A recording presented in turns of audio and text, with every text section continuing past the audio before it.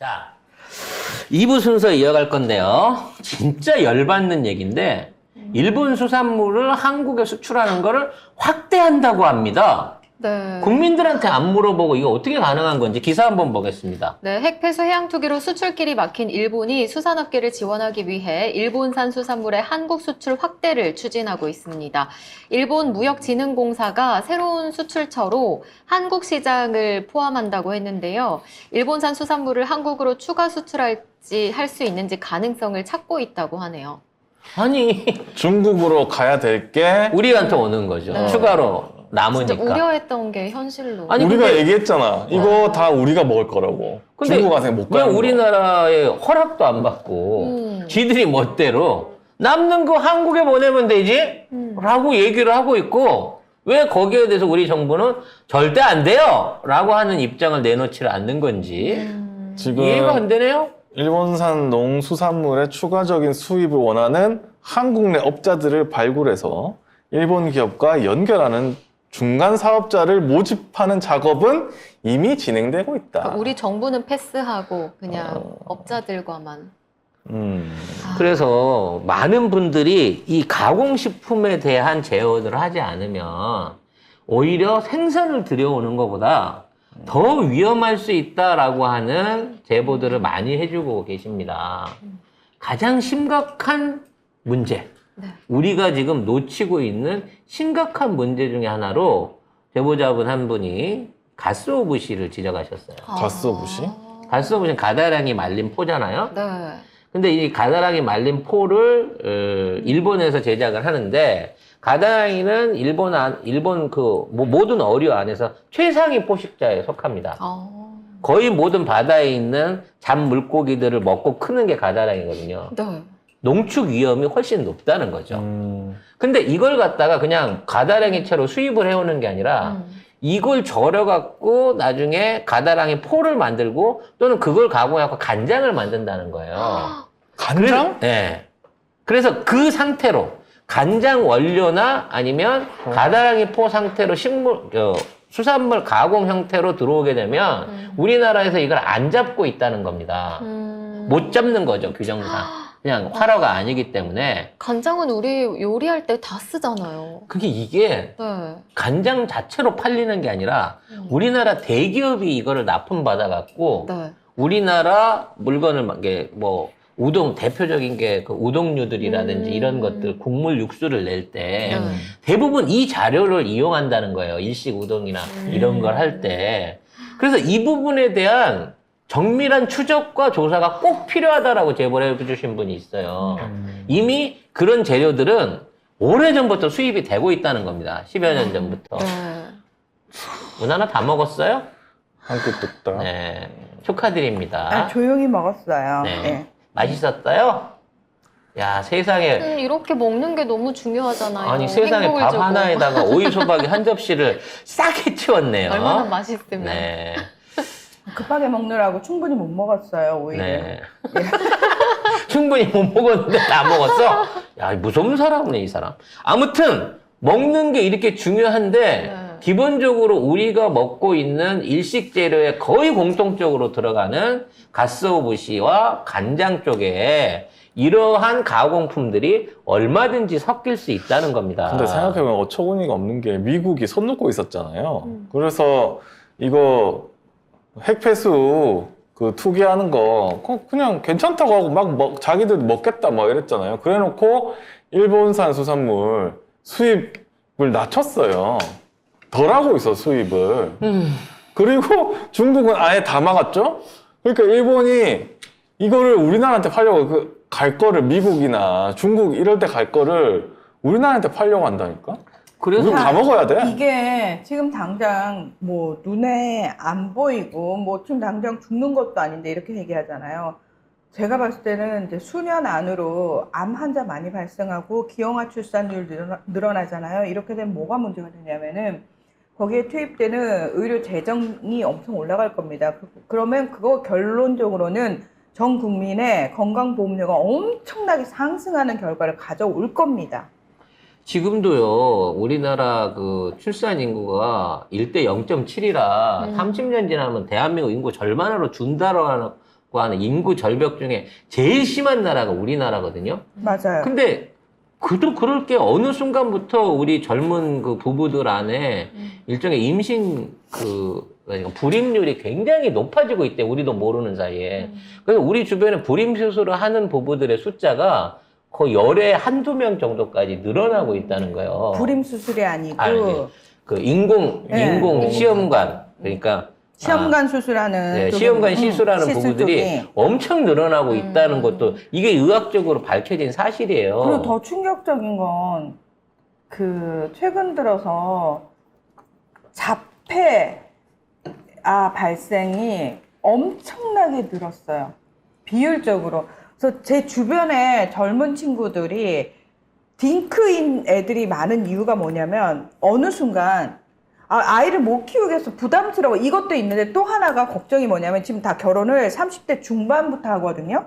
일찍 결혼한 친구들이 거의 없어요. 근데 이 친구들이 뭘 걱정하냐면 실제로 주변에 아이를 낳는데 이 아이가 발달장애거나 자폐 성향을 뭐 보이는 애들이 다운증후군 같은 거 보이는 많아요. 많더라고. 많아요. 실제로 많아서 이 친구들이 혹시 그게 걱정된다는 거예요. 그 걱정이 상상을 초월하는 거예요. 그래서 못 낳겠다는 거예요. 왜? 주변에 실제로 그런 아이들이 너무 많이 보이니까. 그래서 지금 불법으로 태아 유전자 그 검사 같은 거 해가지고 그와 관련된 어떤 그걸 분석해가지고 이게 이상이 있나 없나 확인하고 불법 낙태하는 이런 애들도 지금 그런 불법 시술들도 굉장히 성행할 만큼 우리나라도 지금 어떤 오염의 안전지대가 아니에요. 이거는 방사능 때문에 그런 게 아니라 우리 주변에 만연해 있는 환경 호르몬 때문에 그런 거야. 맞아요. 게다가 우리나라는 장애아들에 대한 교육 체계도 안 잡혀 있고 심지어 그렇게 많은 장애아들이 있는데도 불구하고 장애아를 둔 부모에 대한 어떤 대책 1도 없고 심지어 장애인 학교도 못 짓게 하고 너무 이제는 그게 현실적인 문제가 됐는데 우리 사회의 시선 자체가 장애인들을 바라보는 차별적인 시선이 만연해 있는 이 사회에서 내가 혹시라도 아이를 낳았는데 그 아이가 발달장애거나 자폐다?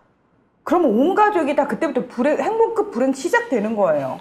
정말로. 어제 방송에서 말씀드렸습니다만, 그 식품 가공품에 대한, 원산지 검사가 후쿠시마 이후에도 꾸준하게 이루어졌다는 거예요. 수산 가공품은 전수조사도 아니고요. 그리고 표본 검사만 합니다. 이 수산 가공품 이외에 다른 것들도 지금 얼마든지 들어왔을 가능성이 높아요. 예를 들어, 뭐 버섯류들을 원료로 한 뭐 분말 형태의 조미료라든지 아까 얘기한 가스오브시는 어마어마한 양이 이미 들어왔을 거고요. 버섯은 특히나 유럽에서는 콕 찍어가지고 버섯은 수입 금지를 내렸던 이유가 뭐냐면 버섯이라는 그 식물의 특성이 그거래요. 방사능 축적이 가장 많이 되는. 그렇죠. 예. 왜냐면 이 자체가 혈층에 붙어가지고 그 주변에 있는 것들을 다 빨아들이는 역할을 하기 때문에 지금 임산물들이 가장 위험한 거거든요. 근데 지금 일본산 가공식품으로 지난 10여 년 동안 이러한 재료들이 얼마나 들어와서 국내에 유통됐는지 사실 우리가 지금 통계도 안 잡고 있는 수준이라는 거죠. 그러니까 수산물만 금지가 돼 있고 후쿠시마를 포함해서 인근 8개 현 수산물만 수입 금지 조치를 하고 있는데 수산 가공품은 계속 들어오고 있었다는 그러니까 거예요. 임상 가공품 이런 것들에 대해서 전체적으로 제동을 걸어야 됩니다, 국가가. 그래서 그런 법을 뭐 주철현 의원이 발의를 했다고 하는데 이게 빨리 돼야 될 텐데. 아무튼 어떻게든 우리 국민 건강을 지키고 지금 있는 우리 먹거리들을 건강하게 하기 위해서는 송작간의 마을을 더욱 열심히 여러분이 이용해 주셔야 된다. 송작간의 마을이 있어서 다행이에요. 이건 믿을 수 있으니까 그거예요. 진짜 믿을 수 있다라는 걸 어떻게 검증하겠어 우리가 소비자 입장에서. 오로지 업체가 저희는 이렇고요 말하는 것밖에 우리는 못 믿잖아요. 근데 나중에 보면 그 다 뒤통수 맞는 경우 너무 허다하고. 그러나 저희는 신뢰의 본부장님이 깐깐하게 확인을 한다. 예. 자, 근데 지금 후쿠시마에서요. 1차분 오염수 배출, 이게 핵폐수 배출을 네. 제가 알기로 내년 4월까지 끊어서 한다고 처음에 얘기를 들었거든요. 네. 근데 방류를 종료했대요. 그게 또 계획대로 라고 하던데. 아니 원래 우리한테 얘기할 때는 네. 2월 달까지 2월에서 4월 달까지 나눠서 방류를 한다 그랬어요. 근데 1조 베크렐어치의 방류가 이미 끝났다고 지금 얘기가 나오고 있습니다. 이거 뭔 얘기일까요? 네, 일본이 핵폐수 1차 투기가 계획대로 끝났다고 발표했는데요. 그리고 이렇게 투기한 것들을 도쿄전력이 삼중수소 농도를 분석했습니다. 그 결과 일부에서 리터당 10베크렐이 검출되긴 했지만 방류 중단 기준인 리터당 700베크렐 이하였다고 강조했는데 앞으로 계속 투기하겠다는 거죠. 그러니까 완전 뒤통수 맞았어요, 우리는. 내년도까지 끊어서 계속 물에다 희석해갖고 푼다 그랬잖아요. 근데 우리가 그 얘기도 했습니다. 얘네들이 1,500배의 바닷물을 끌어올 능력이 안 된다. 그러니까 결과적으로는 계속 농축 비율, 그러니까 희석 비율이 떨어질 것이고 그만큼 고농도가 일시에 배출될 수 있다라고 걱정을 했는데 한 달도 안 돼서 1차 계획했던 7,800톤을 다 뿜어버렸고 그 안에 있는 방사성 총량을 지들 주장으로 지들이 낮춰잡아서 1조 1,100베크렐로. 그리고 이거는 삼중수소만 얘기입니다. 그렇죠. 다른 뭐 핵종은 할 수가 없어. 어떻게 됐는지. 알 수가 없어요. 왜 도쿄전력이 자기네들끼리 하고 우리나라 가봤자 도쿄전력이 주는 것만 발표하고 있고. 그래서 이게 1조 베크렐이라고 하는 양이 물론 하나에 응집된 건 아닙니다만 이거 자체가 이제 후쿠시마를 비롯한 주변에 있는 바닷물들을 조금씩 감염시켜 나가는 거예요.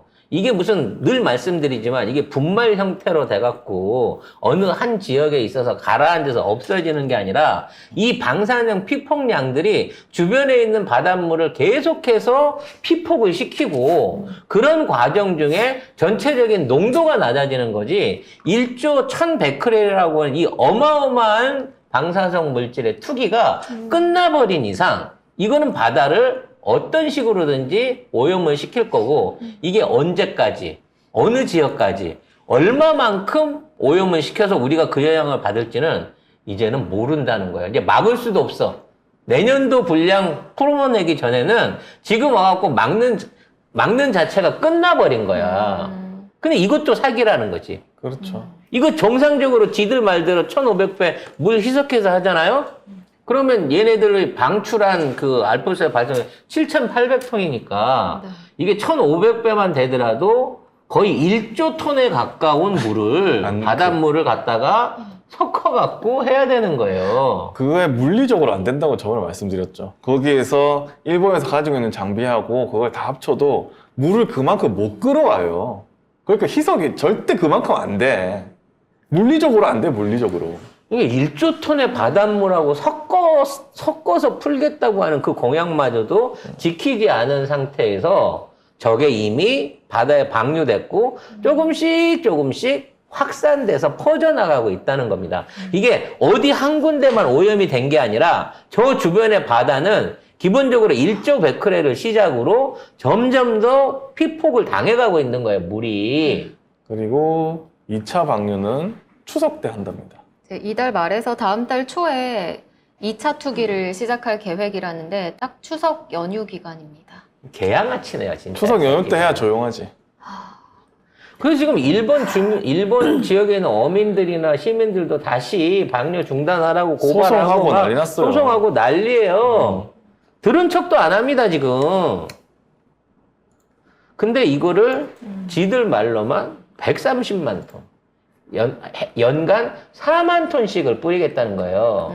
지금 7,800톤 했잖아요. 네. 이거에 5배, 6배 되는 분량을 공식적으로 자기들이 더 뿜겠다고 얘기를 하고 있는 겁니다. 올해 안에.